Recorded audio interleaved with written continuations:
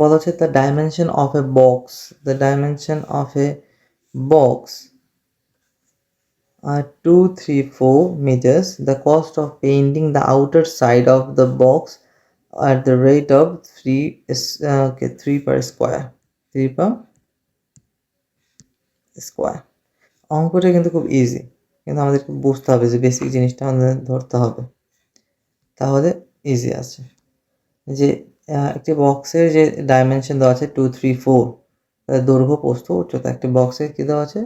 Length, দৈর্ঘ্য, wide and height, দৈর্ঘ্য প্রস্থ উচ্চতা বা বের দেওয়া আছে। তা সেই বক্সের তাহলে কি বের করব আমরা? আউটার সাইড, পৃষ্ঠের ক্ষেত্রফল বের করব, এবং প্রতি স্কোয়ারে আমাদের 3 টাকা করে খরচ হচ্ছে। তাহলে টোটালটার সাথে 3 মাল্টিপ্লাই করলে আমরা ভ্যালু পেয়ে যাব। এখন দেখি যে এই ডাইমেনশনাল এই বক্সের এই বক্সের পৃষ্ঠতলের ক্ষেত্রফলের কোনো সূত্র আমাদের মনে আছে কিনা? এটা একটা সূত্র আছে, সূত্র দিয়ে করলে খুব ইজিলি করা যাবে। তো আমরা আগে দেখি যে ঘনক, এখানে 2 চিত্র আছে, একটি ঘনক আর একটি রেক্ট্যাঙ্গেল, আয়তাকার ঘনবস্তু। একটি ঘনক এবং আয়তাকার ঘনবস্তু। ঘনক তো আমরা সবাই জানি যে যার দৈর্ঘ্য, প্রস্থ, উচ্চতা 3টাই সমান। তো ঘনকের কিন্তু ক্ষেত্রফল সূত্র খুব ইজি জিনিস, যে প্রত্যেকটা বাহুর দৈর্ঘ্য কি এ, প্রত্যেকটা বাহুর দৈর্ঘ্য যদি এ হয় তাহলে ঘনকের এই পৃষ্ঠের ক্ষেত্রফল হবে এ স্কোয়ার, এই পৃষ্ঠের ক্ষেত্রফল হবে এ স্কোয়ার, এই পৃষ্ঠের ক্ষেত্রফল হবে এ স্কোয়ার। তো 3টা পৃষ্ঠের ক্ষেত্রফল স্কোয়ার স্কোয়ার স্কোয়ার। আর ঘনকে কয়টা পৃষ্ঠ রয়েছে? 6টি পৃষ্ঠ। তাদের টোটাল ক্ষেত্রফল হবে 6a স্কোয়ার, 6a স্কোয়ার। এটা ঘনকের ক্ষেত্রে, যেহেতু ঘনকের তিনটি দৈর্ঘ্য, প্রস্থ, উচ্চতা, 3টির দৈর্ঘ্যই কি সেম। কিন্তু আয়তাকার ঘনবস্তুর ক্ষেত্রে আমরা দেখি, চিত্রটা খেয়াল করি বা নিজের হাতের কাছে যে কোনো বক্স থাকে সেটা আমরা দেখতে পারি যে এটা এখানে 6টা তলই রয়েছে, এখানে 6টি তল রয়েছে, কিন্তু 2টি তল পরস্পর 2টি তল সমান। আমরা যদি এই চিত্রটা খেয়াল করি, এই চিত্রটার প্রথম এই পাশের তলটা এবং নিচের দিকে যে তলটা যেটা দেখা যাচ্ছে না, সেই তলটি এর ক্ষেত্রফল সমান হবে।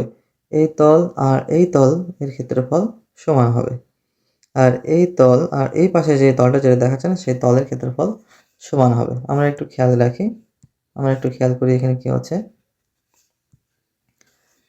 আচ্ছা, এখানে দেওয়া আছে 234, এই বক্সের ডাইমেনশন 234 দেওয়া আছে। তার মানে এটা হচ্ছে 234, ছোট বড় দেখি আমরা 234। আচ্ছা, 4টা হচ্ছে দৈর্ঘ্য, 4টা হচ্ছে দৈর্ঘ্য, প্রস্থ হচ্ছে 3 দিলাম আর 3 দিলাম,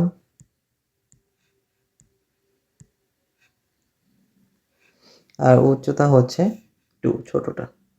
এই আমাদের তিনটি দৈর্ঘ্য, প্রস্থ, উচ্চতা আমরা পেয়ে গেলাম। এবার দেখি আমরা এই 3টির সাহায্যে যে 6টা পৃষ্ঠের ক্ষেত্রফল বের করতে পারি কিনা। এখন দেখি যে এই অংশে যেখানে দৈর্ঘ্য 4 এবং প্রস্থ 3 দেওয়া আছে, তার দৈর্ঘ্য এবং প্রস্থ যদি আমরা গুণ করি তাহলে কি পেয়ে যাব? ক্ষেত্রফল পেয়ে যাব 4 × 3, অর্থাৎ এটা একটা ক্ষেত্রফল পেয়ে যাচ্ছে 12। এখন এরকম তলের নিচের দিকে যে তলটা রয়েছে সেটারও ক্ষেত্রফল কি হবে? 12। তাহলে এখানে মোট ক্ষেত্রফল 24। আবার যেখানে এবার এই পাশে যে তলটা দেখি, এটার দৈর্ঘ্য 4 দেওয়া আছে এবং প্রস্থ দেওয়া আছে 2। এটার ক্ষেত্রফল 4 × 2 = 8। ওই পাশে যে তলটা রয়েছে এই পাশে, সেটারও ক্ষেত্রফল কি 8, সেখানে হবে 8 × 2 = 16।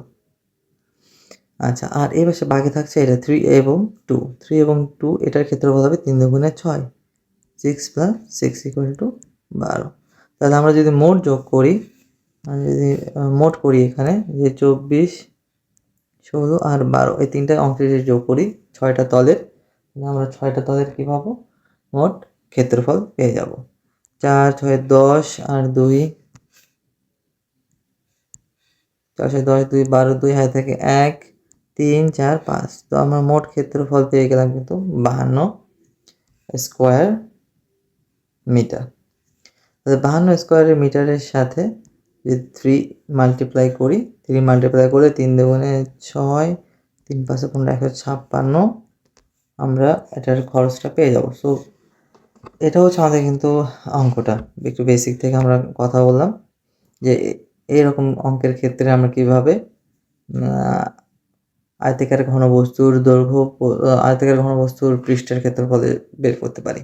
সো এখান থেকে আমরা সূত্রটা মনে করি যে আয়তাকার ঘনবস্তুর এই পৃষ্ঠতলের ক্ষেত্রফলের সূত্রটা হতে পারে, তাহলে কি হতে পারে যে 2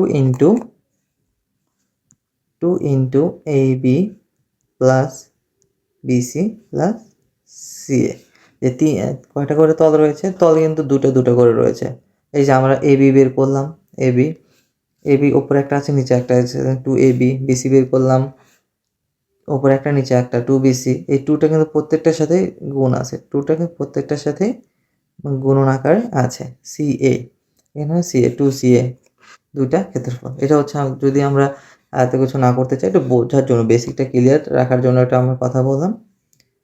যদি এত কিছু করতে না চাই তাহলে আমরা সূত্রটি মনে রাখবো।